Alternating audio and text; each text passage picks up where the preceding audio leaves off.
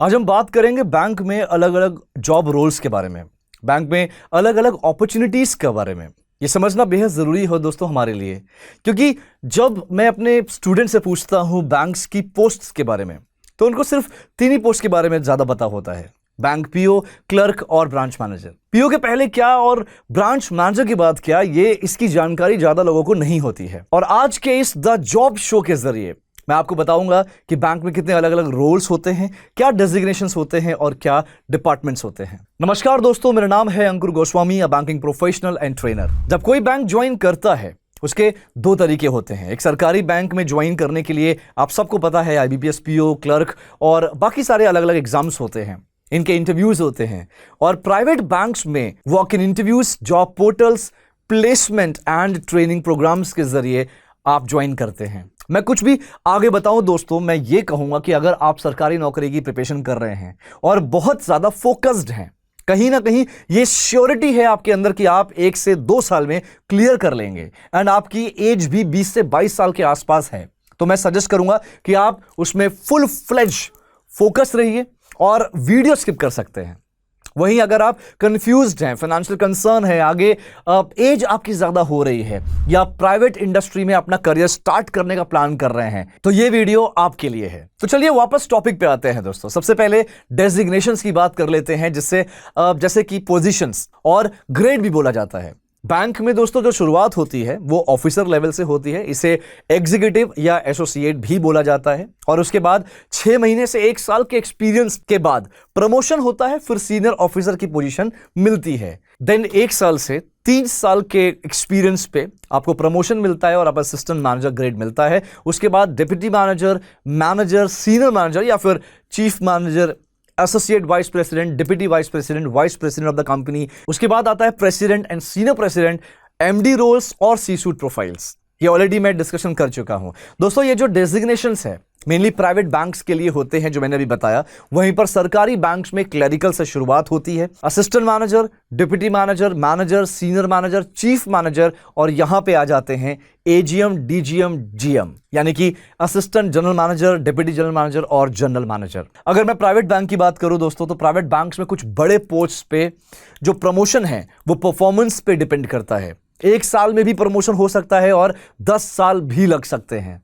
अब बात करते हैं सेगमेंट्स की, जैसे retail banking, wholesale banking, investment banking, corporate banking. दोस्तों अगर मैं डिपार्टमेंट की बात करूं, ज्यादातर लोगों को इसका कंफ्यूजन होता है कि बैंक में सिर्फ ब्रांच बैंकिंग ही होती है। ये एक गलतफहमी है, ऐसा बिल्कुल भी नहीं है। उसके अलावा बैकएंड के साथ साथ उसके अलावा और भी अलग अलग डिपार्टमेंट्स होते हैं जिन्हें हम वर्टिकल्स बोलते हैं, जैसे HR verticals, IT verticals, tech, data, marketing, business, sales, compliance, legal vertical, strategy, products.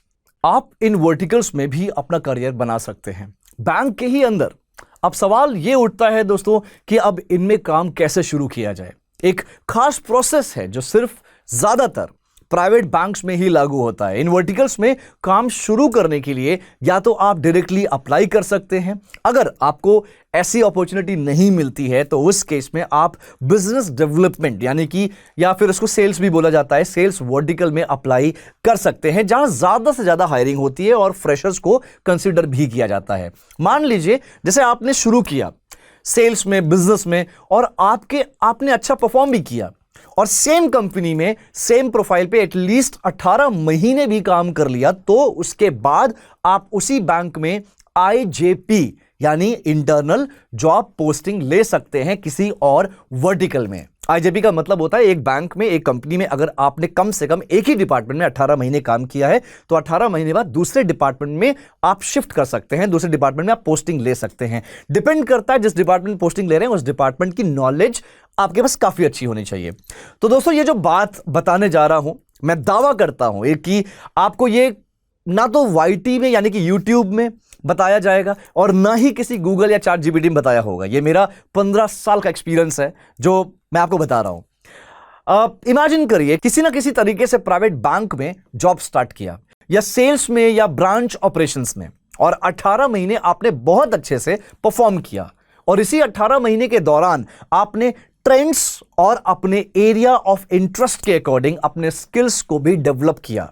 यानी कुछ ना कुछ सीखा एज पर ट्रेंड्स। जैसे कि आप टेक में अच्छे हो या आपने 18 महीने में टेक सीखा, सॉफ्टवेयर डेवलपमेंट सीखा, जैसे बैकएंड हो गया, फ्रंट एंड हो गया, या कुछ फ्रेमवर्क्स पे आपने एक्सपर्टीज लिया, तो आप आगे जाकर इसमें अपना करियर स्टार्ट कर सकते हैं उसी बैंक में रह के। जैसे मान लीजिए आपको पीपल्स मैनेजमेंट, किसी का इंटरव्यू लेना, लोगों के साथ इंगेज करना, लोगों के साथ इंगेज बनाकर रखना, ये सब ज्यादा पसंद है या ये आपके स्किल्स का पार्ट है, तो आगे जाके आप अपना करियर एचआर में भी स्टार्ट कर सकते हैं। इसके अलावा अगर उन 18 महीने के दौरान आपने कोई लॉ ग्रेजुएट या फिर एलएलबी या लीगल फील्ड में कोई स्किल्स डेवलप किया है, तो 18 महीने बाद लीगल डिपार्टमेंट भी ज्वाइन कर सकते हैं। वहीं सेल्स वालों के लिए तो बेहतरीन और तमाम मौके होते हैं दोस्तों। सेल्स रिप्रेजेंटेटिव, मान लीजिए किसी एक बैंक प्रोडक्ट में काफी स्ट्रांग है, जैसे करंट अकाउंट, तो वो आगे जाकर अपना करियर B2B मतलब बिजनेस टू बिजनेस में बना सकता है। वहीं अगर मान लीजिए कोई इंश्योरेंस में एक्सपर्ट है या इन्वेस्टमेंट प्रोडक्ट में काफी एक्सपर्टीज है, तो वो आगे जाके अपना career portfolio management, wealth management, investment banking में भी बना सकता है दोस्तों। इसमें भी वही क्राइटेरिया लागू होता है कि आप 18 महीने बेहतर तरीके से परफॉर्म करिए। आपका जो परफॉर्मेंस स्कोर है वो काफी अच्छा होना चाहिए और जो आप 18 महीने काम करोगे। वहीं दूसरी ओर आप इन एडिशनल ट्रेंडिंग स्किल्स को सीख सकते हैं। दोस्तों एक सच्चाई और है, अगर आप फ्रेशर हो तो आपको ज्यादातर बैंक में या नॉन बैंक पे जॉब जो मिलती है वो सेल्स की ही मिलेगी। मुझे पता है ये वर्ड सुनकर, ये सेंटेंस सुनकर शायद बहुत लोग यहां पे नेगेटिव कमेंट करने का सोचेंगे, लेकिन मैं आपसे यही कहूंगा, आप नेगेटिव कमेंट करने से कोई नहीं रोक रहा, लेकिन कोई भी कमेंट करने से पहले आप रिसर्च करिए दोस्तों, डिटेल्ड रिसर्च करिए। मैं जो भी बात करता हूं, जो भी मैं आपको यहां पे बता रहा हूं, वो 100% प्रूवन चीजें हैं। मैंने खुद काम किया है, मैंने खुद एक्सपीरियंस किया है और आज मैं अपने प्लेटफॉर्म के जरिए लोगों को जॉब दिला रहा हूं। और ये जो जॉब जो मैं रिसर्च करता हूं, आपको एंड टू एंड सेल्स की ही ज्यादा से ज्यादा मतलब 99% सेल्स की ही जॉब मिलती है। चलिए दोस्तों, थोड़ा लाइफ में ना प्रैक्टिकल होते हैं। आप खुद एक काम करिए, अपना रेज्यूमे बनाइए, किसी भी बैंक के ब्रांच में जाइए इंटरव्यू देने, तो वहां पे 3 चीजें होंगी। पहले तो आपको कंसिडर नहीं किया जाएगा और आपसे 2 क्वेश्चन पूछेंगे। पहला क्वेश्चन है, क्या आपके पास एक्सपीरियंस है, आप एक्सपीरियंस्ड हो या कहीं काम किया है। दूसरा क्वेश्चन कि कोई रेफरेंस है, रेफरेंस का मतलब कोई जान पहचान है जो इस बैंक में काम कर रहा होगा। और अगर बाय द वे आपको कंसीडर कर भी लिया तो आपको सेल्स प्रोफाइल के लिए ही कंसीडर किया जाएगा।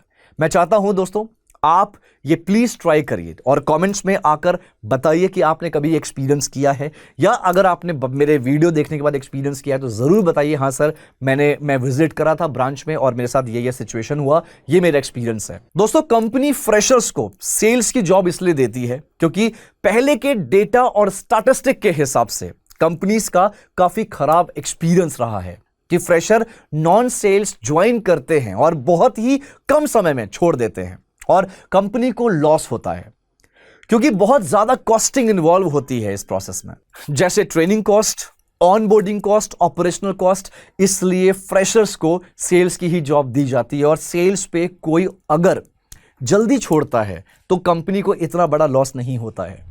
वहीं अगर फ्रेशर्स सेल्स में 18 महीने काम कर लिया तो सेल्स में एक्सपर्ट हो जाएगा, या अगर उसको किसी और वर्टिकल में जाना हुआ तो आईजेपी लेकर जा भी सकता है। दोस्तों मैं जानता हूं ये सेल्स जॉब और सेल्स वर्ड सुनकर बहुत सारे बच्चे कमेंट भी करेंगे, कमेंट करने का भी सोचेंगे। देखिए मैं फिर बोल रहा हूं, आप रिसर्च करके ही कमेंट करिए। और मैं आपको यह भी बताता हूं, सेल्स जो हम सोचते हैं, जो हम देखते हैं, उसकी बहुत अलग एक डेफिनेशन है। मैंने खुद सेल्स में काम किया है और स्ट्रैटेजिकली अगर आप काम करते हैं तो डेफिनेटली आपको कहीं ना कहीं सक्सेस मिलता है। और यह भी फैक्ट है कि सेल्स में सभी सक्सेस नहीं पा पाते। अगर आप 100 लोग काम कर रहे हैं तो उसमें से 20 लोग ही सक्सेस पाते हैं। लेकिन अगर आप कुछ नियम कानून, कुछ स्ट्रैटेजी और कुछ साइकोलॉजी के साथ अगर आप सेल्स करते हैं तो बेशक विश्वास मानिए आपको सक्सेस मिलता ही मिलता है। दोस्तों आज का जो जॉब शो है वो अवेयरनेस के लिए है। ऐसे प्रोसेस हमारे बैंक्स में काम करते हैं। ऐसे नहीं होता कि आप सेल्स से शुरुआत कर रहे हैं तो आपको जिंदगी भर सेल्स में ही रहना है। साल 2 साल बेचना होता है, उसके बाद स्ट्रैटेजी बनानी होती है कि आपके अंडर लोग काम करें। दोस्तों एक और सच्चाई बताना चाहता हूँ, एक रियलिटी बताना चाहता हूँ कि अगर आपको लगता है कि एमबीए करने के बाद आपको जो जॉब अपॉर्चुनिटी मिलेगी वो नॉन सेल्स की मिलेगी, तो ये भी एक तरह की गलतफहमी होती है।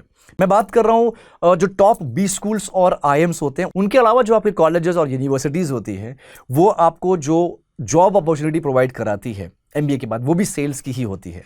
तो इसलिए मैं चाहता हूँ कि आप सेल्स को एकदम डिटेल में समझिए, उसकी कुछ स्ट्रैटेजीज होती है, कुछ टैक्टिक्स होते हैं, वो आपको समझना पड़ेगा। और इतना बहुत बुरा चीज़ भी नहीं है इतना।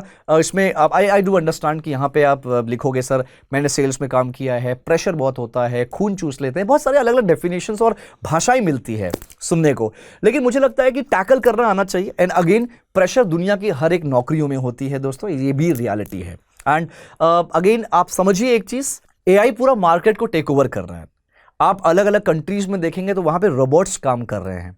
अभी बहुत सारे डेटा फैक्ट्स आपने देखा, कितने सारे ले ऑफ्स हो रहे हैं, लेकिन अभी भी ना एक ऐसा स्किल्स है जो कभी भी एआई या फिर रोबोट के जरिए कभी भी टेक ओवर नहीं किया जा सकता, और वो है आपका सोशल स्किल्स। सोशल स्किल्स वो है आपका सेल्स में जो चीज़ इन्वॉल्व होती है वो चीज़ नहीं हो सकती है। अभी भी बैंक्स में ऐसे कस्टमर्स हैं जिनको जो चाहते हैं कि बैंकर्स उनसे पर्सनली आके मिले और पर्सनली उनको सारी चीज़ें समझाए। तो that's again the part of sales.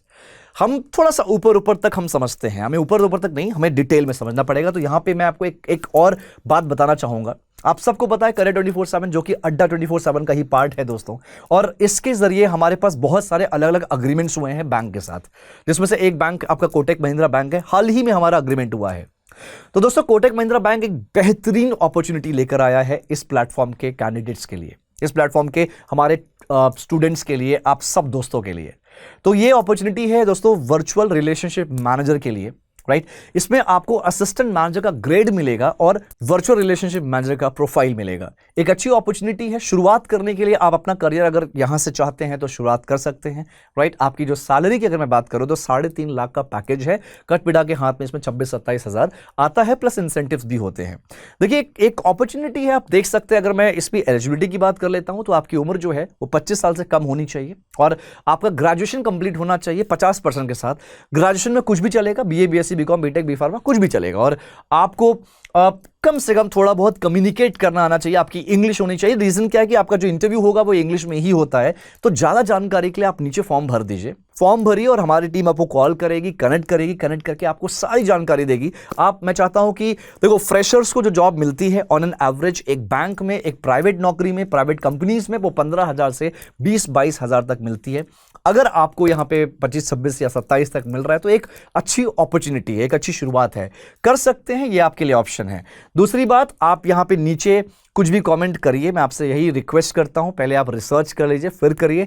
And मेरे बारे में ज़्यादा जानना है, मेरा नाम है अंकुर गोस्वामी, आप गूगल पे सर्च कर सकते हैं अंकुर सर BFSI, पूरी डिटेल मेरे बारे में आपको पता लग जाएगी। बस उम्मीद करता हूं आपको ये सेशन यहाँ पे बहुत सारी सच्चाई से वाकिफ हुए होंगे आप, और आपको ये फैक्ट्स समझ में आया होगा।